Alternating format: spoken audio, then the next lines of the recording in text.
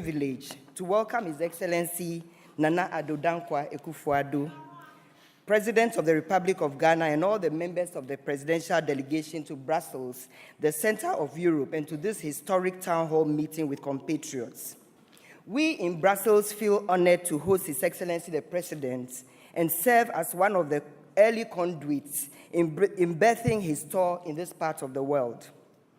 Your Excellency, the impressive turnout of our compatriots here tonight, some of whom have made great sacrifices in traveling from different cities to be able to engage with Your Excellency, confirms the importance the Ghanaian community here in Belgium attaches to the ambitious policies your government is rolling out to ensure that the benefits of development are spread across the length and breadth of our dear country, reaching the doorsteps of deprived communities and empowering them to succeed.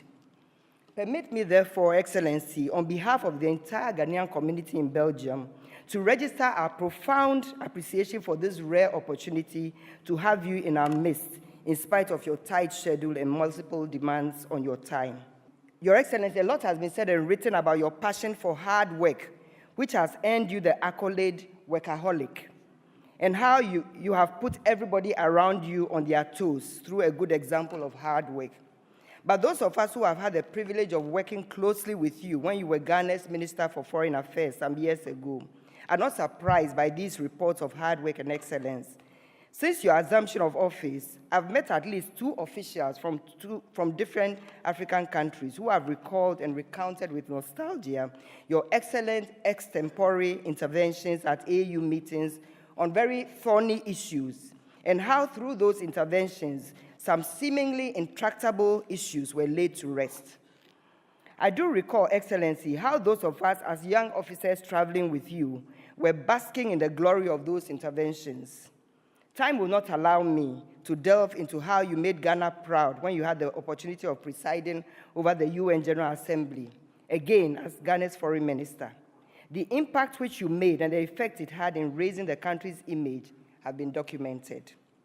I believe that just like wine and olive oil cure with age, perhaps this is what we are witnessing with our indefatigable president. I think the pastors will bear witness to this. And this should spur the rest of us on to strive through hard work to place the nation, the offices we hold, our institutions on a better footing than we found them. It is with great joy and honor to again welcome Your Excellency and your delegation on behalf of the Ghanaian community in Belgium. We are delighted that you have found time out of your busy schedule to meet us, and we are grateful. Mr. President, your young government, which is about 6 months old, has given hope and confidence in Ghana and also to the Ghanaian community in Belgium. We have followed and continue to follow with keen interest the policies and strategies being put in place to revive the socio-economic conditions of our mother country. We wish, therefore, to commend you and your team and pray that the good Lord continues to guide you through so that the efforts will yield fruitful results for us all. Your Excellency, the Ghanaian community in Belgium is well organized, and that has promoted peace and harmony as well as good brotherhood and sisterhood among us. We have encouraged freedom of association, whereby home-based associations have emerged and become prominent. So we have, like Asante Maya Association, or Chimine, Eva Association, Novenes Association as examples. We also have another situation whereby Ghanaians are organized themselves on the basis of the cities that they live in. For example, we have Ghanaians in Liège Association, Ghanaians in Ghent Association, and Ghanaians in Leuven. Then also we have the religious bodies. We have our Nananum, the youth, the media groups, and recently the emergence of political associations along the lines of the parties in Ghana. The most interesting aspect is that all these associations have agreed to form one umbrella body called the Ghana Council Belgium, which is the parliament for the Ghanaian community in Belgium. The Ghana Council is the interface with the Ghana Mission here and also the Belgian authorities, and helps to promote our integration and social mobility in our host country. It promotes our cultural image and seeks investments to Ghana. I came here today from Accra to be part of the European Development Day, which is taking place tomorrow. As some of you may know, I have been appointed co-chair of the advocates group of eminent personalities for promoting the UN 2030 Sustainable Development Goals.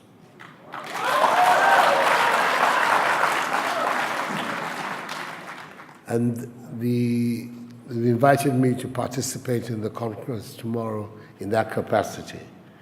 The appointment is good, especially since I'm doing so as successor to my predecessor, His Excellency John Dramani Mahama.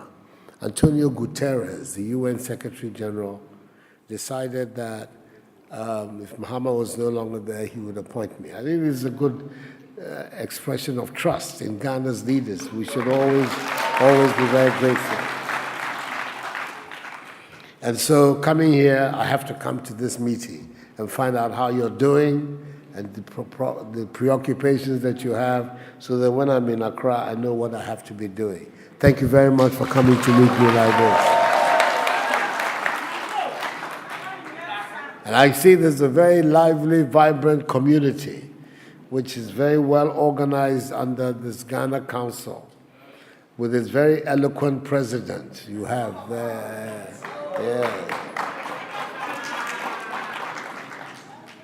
And I'm very, very grateful, and I speak on behalf of the people of Ghana, for your involvement in the development of our country and the various things that he indicated that you have been doing. That's the spirit. Continue that spirit. We are all one people. Ghana overseas, Ghana at home, we are all part of the larger Ghanaian family. And whatever you can do to continue to support our development at home, you're supporting your own development. Please continue. It's excellent. Let me deal with the problems that the President of the Council put out before I speak about a little bit about what has been going at home. The two matters, the planting for food and jobs. I think that the suggestion he's making about adding export revenue is an excellent one. And I have to take it to the Minister of Agriculture and see whether he cannot have that adapted in the name of the initiative. Because the diasporan market for foodstuffs, as he quite clearly pointed out, is considerable. I know King Solomon, who is a major player in that market. He's a constant visitor to me in Accra. But I'm disappointed that he's looking more to Uganda than to Ghana these days. We have to do something about the health standards of our products. And we are looking at all of these things to see how we can improve things. I think that the suggestion for exclusive zones and specific farms is not a bad suggestion.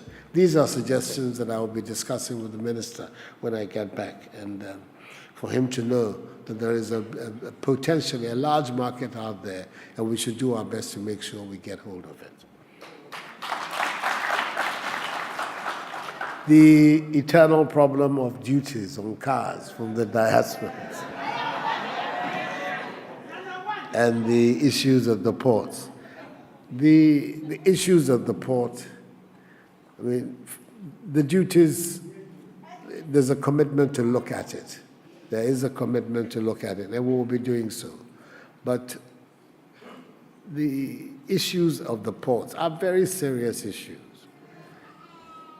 Recently, the investigating agencies have come across a syndicate of some 19 custom officials, together with representatives of 3-4 freight forwarding companies. And allegedly, because they have not been tried, so these are all allegations, but the evidence they have uncovered, allegedly, that this syndicate alone has been responsible for a loss of 1.2 billion cedis to our revenue.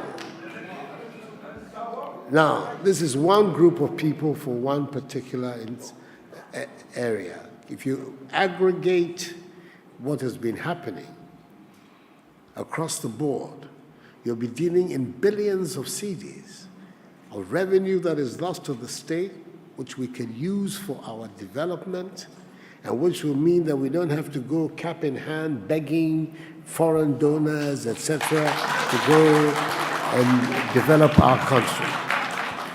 We have the means. I keep saying, this is why the slogan of my government is that we want to build a Ghana beyond aid. We have the means to develop our country ourselves. We have the material, and we have the human and material resources to develop Ghana ourselves, if only we would organize ourselves properly and act honestly. The emphasis is the honest government that we want to get.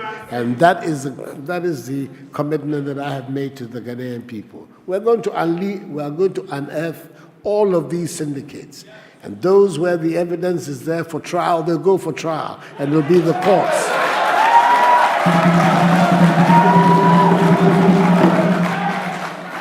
And it'll be for the courts to decide to pronounce on their guilt. As president, I'm not going to pronounce on anybody's guilt. That is not my business. That is the business of the judges of our country. So we're going to be continuing to do these investigations and find a way to plug these holes. The idea of the missions and people paying the duties outside Ghana is also another idea. These are ideas that we'll discuss with the finance minister. We'll see what they have to bear. ROPAL. The law was made when I was part of government the first time under President Akufo-Addo. The implementation of laws about our elections in Ghana are not the responsibility of the executive. The Constitution of our country has given exclusive authority over electoral matters to an independent body called the Electoral Commission. And that is the way it should be. We don't want presidents and politicians messing up with the electoral system of our country. So it is the Electoral Commission, through the mouth of Dr. Afari-Jan, when he was chairman of the commission, who told us that they were not in the position to implement the law, that when they felt they could organize it, they would. Well, we heard him. He's gone. His successor has come. She has also indicated once. I am saying to her, and I continue to say to her, I cannot understand why Guineans and Senegalese and Malians and Togolese can vote outside, but Ghanaians cannot, especially when the law is there. So we're engaged. But it is important that you add your voice to this matter for her and the members of the Electoral Commission to know that this is a matter of concern to you. You want to have this law implemented, hopefully, for the election of 2020. Let's all try and work towards that.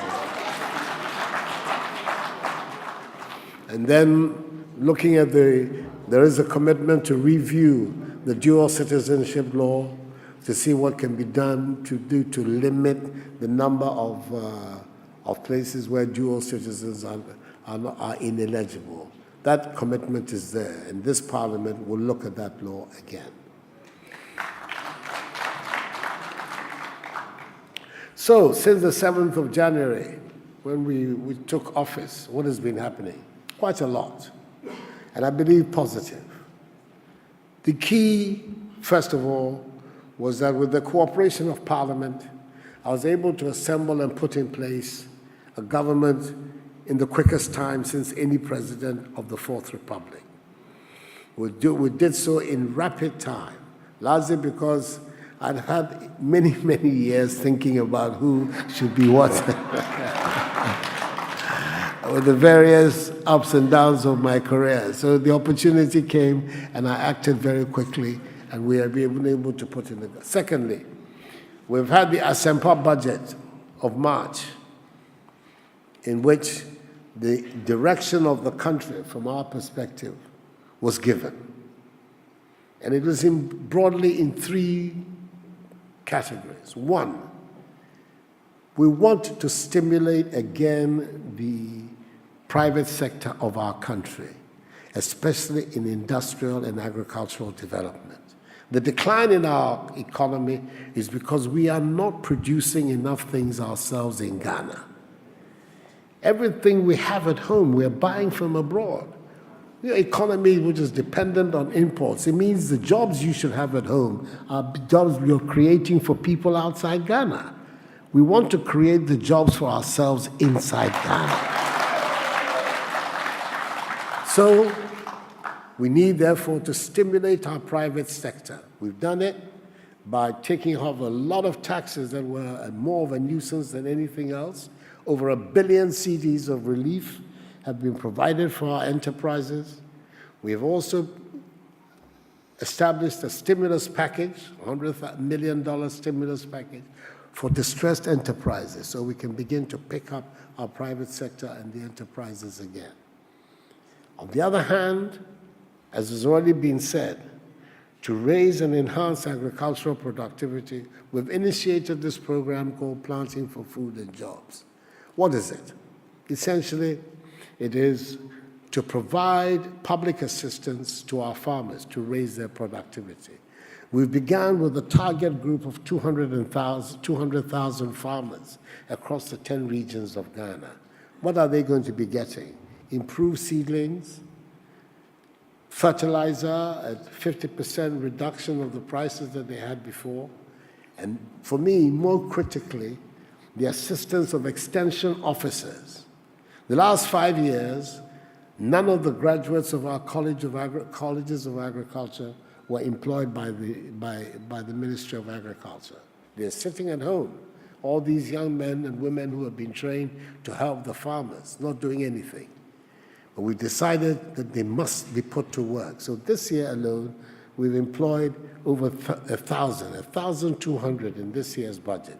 It'll be 2,000 in next year, and it'll be continue to grow until the colleges, the products of our colleges of agriculture are absorbed within the public system to be able to provide extension services to our farmers. So that, in outline, is the Planting for Food and Jobs.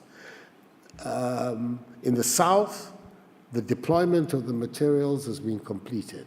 We're about, because of the rainy season, has a later season in the north. We're now about to begin the deployment in the north, the 3 northern regions. But so far, so good. It's going well.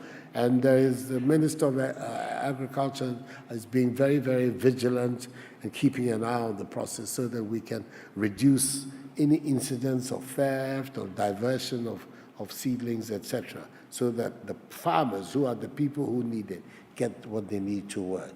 So that is the second part of the program. The third is enhancing our social infrastructure, education and health. You're all aware of the commitment that I made, that if, God willing, I get the chance, I was going to make senior high school education free in our country in order to mobilize our people. Well, the people that I put in charge of managing the economy have proved sufficiently skillful that they've committed enough money for us to begin the program this academic year, beginning in September. So as from September, anybody entering the senior high, the public senior high school system in Ghana is going to get their education free. The burden is being taken on by the state. We're doing so because we believe that having access to education, empowering our human capital, is our biggest challenge. If we're able to do that within the shortest possible time, expose our young people, especially to the new digital technology and thinking that has come in the world, it becomes the fastest way we can then bridge the gap and pull ourselves up from the poverty in which we are today. So the commitment to the free senior high school system is not a political gimmick. I kept saying it in the campaign, but my opponents will not agree with me. It is not a political gimmick. It's a development tool for our country so that we can get the country going again. At the same time, the biggest legacy that John Ajikun Kufuor left us, the National Health Insurance Scheme, was being compromised by excessive debt. The scheme was no longer able to pay the health providers, the service providers, and then meant that they were also refusing to supply anymore unless they were paid. So we were getting back to the cash and carry system. We don't want the cash and carry system in Ghana again. We want an insurance scheme. So we have committed ourselves to getting rid of the arrears, and by the end of this year, the arrears will have been paid. We have already started paying down on some of them, and then we can then create a more vibrant national health insurance scheme. People ask me, why did I appoint an accountant and an economist as the Minister of Health and not a doctor? The simple reason is very simple. The challenge of our health system is not the quality of the health professionals. Everybody knows Ghanaian doctors, nurses, paramedicals are some of the best everywhere in the world that you can get them. But if they don't have the resources to be able to work, how can they work properly? So I said I wanted an economist. I wanted somebody who's good with figures to look at how the National Health Insurance Scheme is working and be able to establish a sound financial base for the scheme. Ajimamenu is going to do exactly that. So these are the main matters on which we have been grappling. But there's one important one, and that is the fight against galamsey.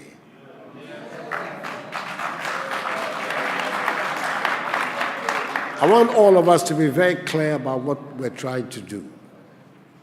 The Portuguese came to Ghana in the 15th century. The first European settlement in West Africa, if not in Africa, is in our country, Elmina. What does Elmina mean? It means the mine in Portuguese. So it means that our country for centuries has been a country of mineral deposits and the exploitation of minerals. We are not trying to ban mining in Ghana. We cannot do that. The mineral deposits we have in our country is part of our heritage, and it is there to be exploited for the benefit of this and future generations. But what we cannot do is to allow the mining to compromise the future of our country, to compromise our environment, destroy our water bodies and pollute our water bodies. We cannot do that. If we do that, we'll wake up tomorrow and we will have no country worth a name. I am not going to be part of any such arrangement in Ghana. So we have identified illegal small-scale mining. The emphasis is on the word illegal small-scale mining as the target for the fight against the galamsey. We want to make sure that not only do we stop it, but that the people who are involved in it find alternatives employment. There's several proposals that are being made, which are in the pipeline, using some of them to restore the land, to fill in the holes that have been created, and then, of course, incentives for them to go into farming. So that is another separate strain of the policy of dealing with the galamsey to make sure that we all go forward together. But it's a very important fight. And having begun it, we're not turning back. We're going to do it until we make sure that our future is protected in Ghana. So this is a short, brief synopsis of the work we're doing. We are saying that public officials have to work as public officials. That is that people like me and all the others who run the government of Ghana, we've chosen public service. And public service means exactly that. public service, not using public service for private gain. We are not going to do that. So we're in the process of establishing the Office of Special Prosecutor, whose remit is going to be to deal with issues of corruption. This meeting of Parliament will see the passage of the law, and hopefully within 3 to 6 months, the office will be established. And then prosecutions, investigation, and prosecutions of people for corruption, past and present, will take on a non-political character, an independent process by somebody who the president cannot control and who's not subject to manipulation by any group of people in Ghana, and will be able to take the decisions about prosecuting those who he believes are implicated in corrupt actions. That process is coming along. We have to set better standards of public conduct in our country. If the resources of our country are going to always be seeping into the hands of the people who are managing our country, we're never going to make any progress. We're not. So we all have to recognize maybe some of the things that have to be done are going to be painful and difficult, but no pain, no gain. That's the law of life. So these are the things in a nutshell that we've been doing. I'm hoping that as many of you as possible are going to be involved in the Homecoming Summit in July. You'll come back, interact with us at home, and together we can then begin to paint the picture of what the things that we need to do to get our country really going. We have tremendous prospects in Ghana, tremendous prospects for the development of our economy and for the development of our civilization. And I have immeasurable confidence in the capacity of the Ghanaian to create that great Ghana all of us want. It was not for nothing that we were the first of the African peoples to get our independence and freedom. It tells you something about us. And today, because of the conduct of our people, the very mature manner in which Ghanaians are going about the process of self-government, that today we are the beacon of democratic engagement on the African continent. Long may it continue. And means that the prospects of our country for stable, orderly, democratic development are immense. Let us all put our hands to the wheel. Let us all come together and exploit these opportunities and create that prosperous, proud, Ghanaian Black Star nation that the founders dreamed of. We can do it. Let's do it together. Thank you, and may God bless you all.